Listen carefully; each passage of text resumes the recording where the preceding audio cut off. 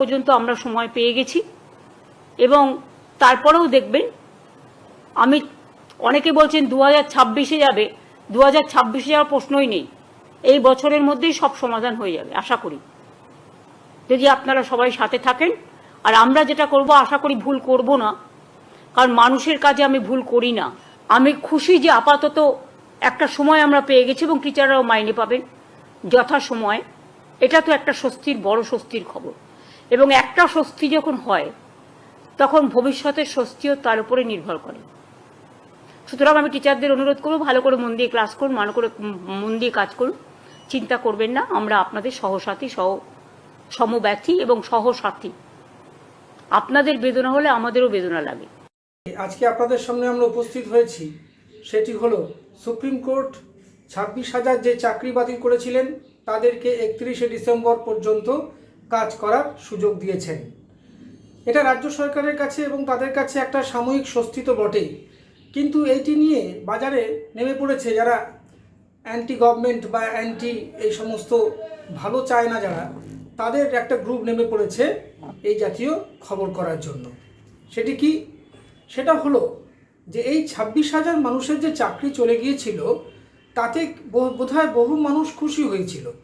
তা না হলে বিকাশ রঞ্জন ভট্টাচার্যের মতো যারা বড় বড় সব উকিল হয়ে বসে আছেন, তারা যে ধরনের কাজকর্ম করেছেন তাদের মুখে বা কোনো অনুতাপ বা কোনো রকমের কোনো কষ্ট বা পেইন বা কোনো সরো দেখা যায়নি।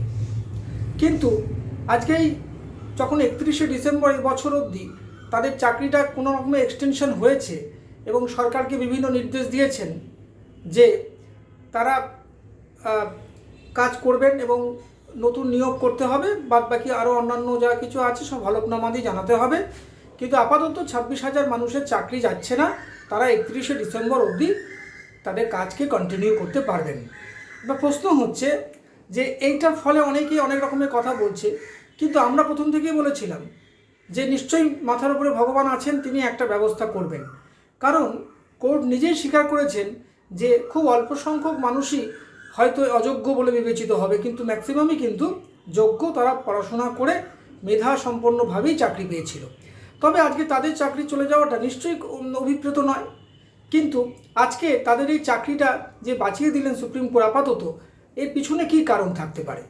রাজ্য সরকার যে পিটিশন করেছিলেন তাতে করে স্পষ্টভাবে তারা জানিয়েছিলেন যে এই শিক্ষাবর্ষ প্রায় অর্ধেক হয়ে গেছে তখন এই জাতীয় নির্দেশ কিন্তু ছাত্রদের পড়াশোনার উপরে যথেষ্ট পরিমাণে এফেক্ট হবে। কারণ কি? তারা চাকরিতে যেতে পারবেন না, ঠিক সময় পড়াতে পারবেন না, রেজাল্ট আউট করতে অসুবিধা হবে। এই সমস্ত বিষয়টা কিন্তু তারা সুপ্রিম কোর্টের কাছে যখন তুলে ধরেছেন, প্রধান বিচারপতি কিন্তু এটাকে সহমত হয়েছেন। তিনিও বলেছেন যে আমরাও ফিল করছিলাম যে এককালীন এতগুলো টিচার যখন স্কুলে যাবে না তখন কিন্তু সত্যি সত্যি একটা অসুবিধা দেখা দেবে। আর সেই কারণেই তারা মনে করেন যে আপাতত 31শে ডিসেম্বর অবধি এই শিক্ষাবর্ষটা তারা কন্টিনিউ করুক, তারপরে নিশ্চয়ই নতুন নিয়োগ হবে, আবার এই 26,000 মানুষের তাদের যোগ্যতার বলে হয়তো নিশ্চয়ই ফিরে আসবেন, আমরা এই আশা রাখব। কিন্তু এতে যারা বিরোধী দল, যাদের কোনো কাজ নেই, যারা সবসময় সরকারের খুঁত ধরার জন্য বসে রয়েছে, এমনকি ভাবুন নিজেদের রাজনৈতিক স্বার্থ চরিতার্থ করার জন্য তারা এই 26,000-এর যে বলি হয়ে গেলেন তাই নিয়ে কিন্তু কেউ কোনো আক্ষেপ করছেন না। নিজেদের রাজনৈতিক যে রুটি সেঁকছেন তারা মমতা বন্দ্যোপাধ্যায়কে পর্যুদস্ত করতে পারলেই খুশি হয়, তারা এই রাজ্য সরকারের বিপদ হলেই খুশি হয়। কিন্তু আপনারা ভুলে যাচ্ছেন যে সরকার তো শুধু একজন মমতা ব্যানার্জিকে নিয়ে নয়, তার যে লক্ষ লক্ষ যে প্রজা, যে জনগণ, যে নাগরিক, তারাই তো আসল। তা সেই 26,000 × 5 আমি আগেও বলেছিলাম প্রায় 1 থেকে 1.5 লক্ষ মানুষের অন্নসংস্থান নষ্ট হয়ে যাচ্ছিল। আপনারা সেই নিয়ে তো কোনো রকমের ব্যবস্থা করছেন না। আপনারা এটাতে একটা গেম খেলার চেষ্টা করছেন, পলিটিক্যাল একটা এজেন্ডা তৈরি করছেন। এটা কি কখনো কাম্য হতে পারে?